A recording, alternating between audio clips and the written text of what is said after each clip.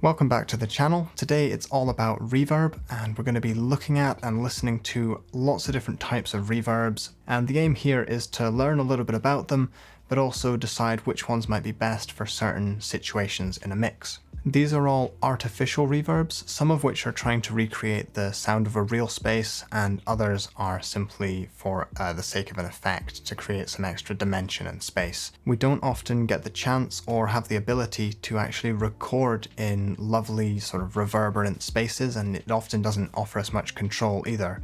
So most recordings in a typical recording studio end up sounding quite dry and very controlled, often because there's a lot of acoustic treatment on the walls, just like I've got right now. And this is great, it gives us a lot of control, but it often sounds very dry and very close. It doesn't sound open and natural like a real space would. So all of these artificial reverbs are designed to combat that and sort of open up a recording a little bit more, add a little bit more of that space and dimension that we want to hear. So let's waste no time and just get right into it. The first artificial reverbs were created in the 1930s and 40s using echo chambers, but they're still very popular to this day. An engineer would send signal from the mixing console to a specially designed echo chamber. The dry recording would be played through the speakers, bounce off the walls, and then be picked up by a microphone or a series of microphones. These chambers were built in all sorts of shapes and sizes, sometimes with tiled walls or smooth painted walls to aid the reflections. In these audio examples, you should be able to very clearly hear the sound of this chamber.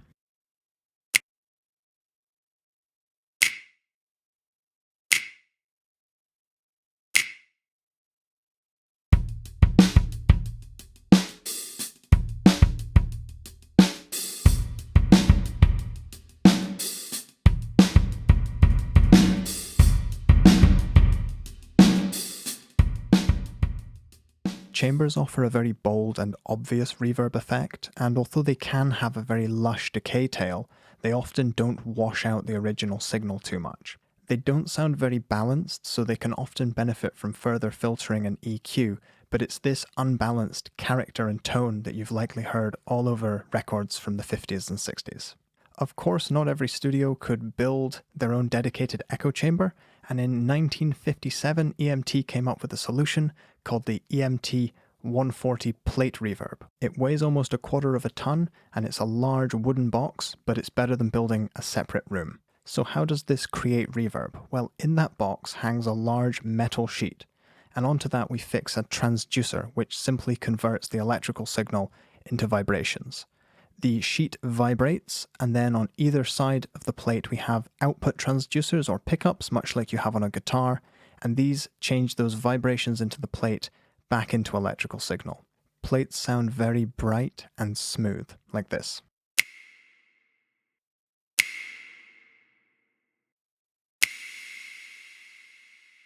And although these don't sound like a natural space, they're wonderful on vocals and instruments.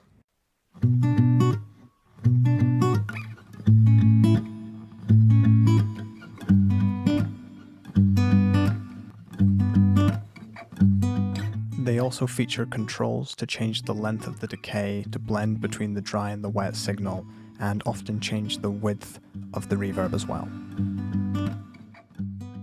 A popular technique is to increase the decay time to the maximum and then pull the blend all the way down so that there's just a small amount of reverb all the time, just shimmering underneath either the vocal or the guitar.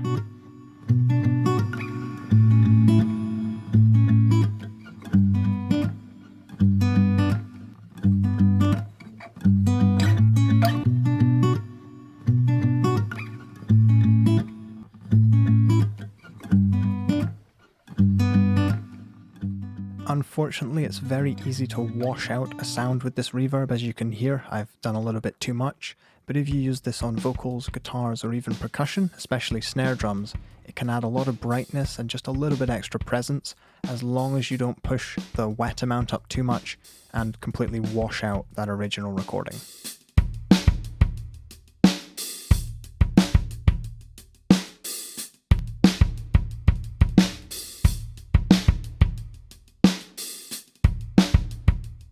To summarize, plate reverbs are bright and smooth, which makes them excellent for adding presence to instruments and vocals, and many plugins allow you to extend the decay times much further than was possible with the hardware, but I would say less is often more with plate reverb.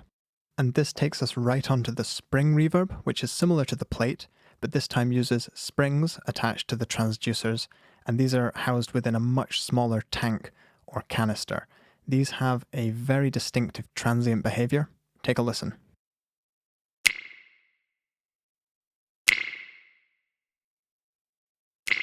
Whenever the springs have to deal with a fast transient, they give off this spiraling ping sound, which means that on drums they'd sound a bit ridiculous. So it's more commonly used on electric guitar. Whenever there's plucked notes or your hand slaps the strings, it actually enhances the groove. Take a listen.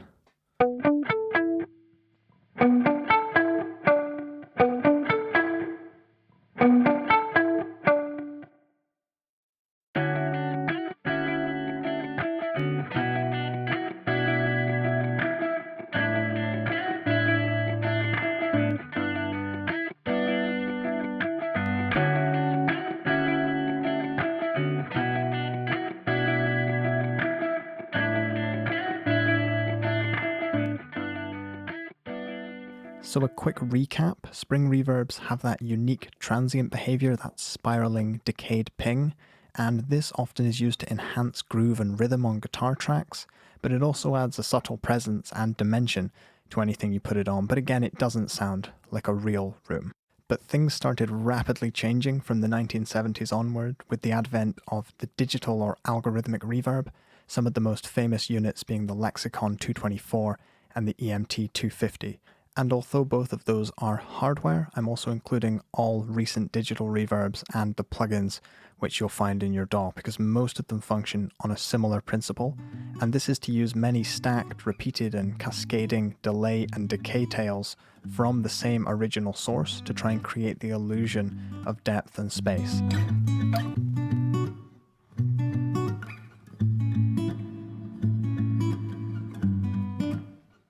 These processors also stack up dozens of different effects, which allow you to further modify and modulate that reverb. And this includes the ability to modify the early reflections of the reverb, which are the first reflections you would hear if you were in a natural space. If I remove the early reflections, it becomes harder to hear the shape and size of the room.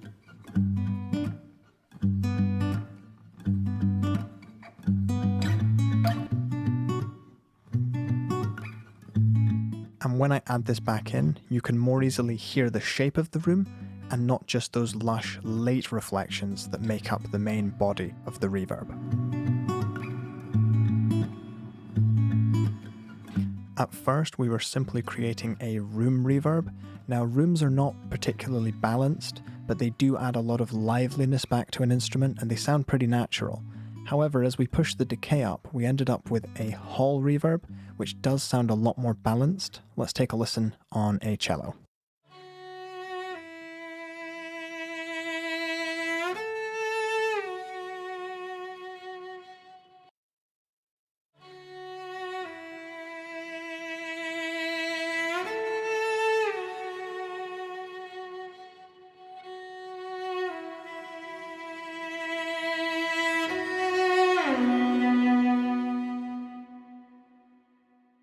Unlike a room reverb, a hall is designed with acoustics in mind, so you can hear how the cello reverberation sounds very balanced and natural. It's not the sound you're going to want in every mix situation, but on a beautiful acoustic instrument like this, a subtle amount of hall reverb can sound just lovely. And onto something quite fun now, algorithmic reverbs also offer the ability to create reverse reverbs and other effects that are not possible in a natural space. Let's take a listen.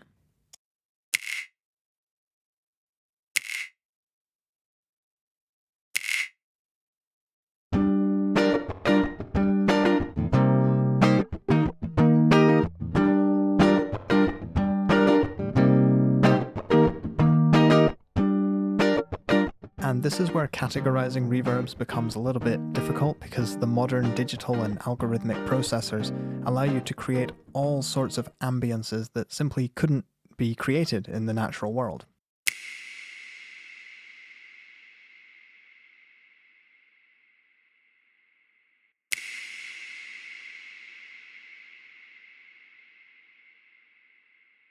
Although the algorithms vary between different processors, a few things they have in common is that they offer almost perfect emulations of real spaces and devices.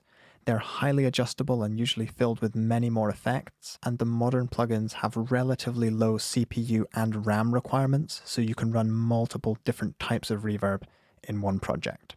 And finally, onto my favorite type of digital reverb, which is the convolution reverb.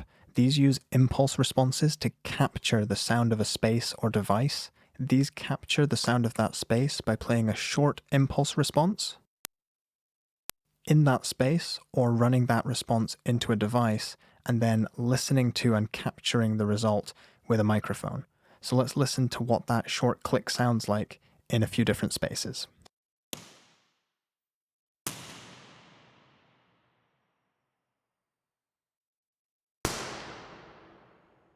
And although these impulse responses, or IRs, are not at all pleasant to listen to, when the processor combines these with the original recording, you end up with a perfect recreation of that space or reverb device. And another benefit is that there are thousands of IRs available. Many people record their own vintage hardware or record these impulse responses in beautiful spaces and share them for free.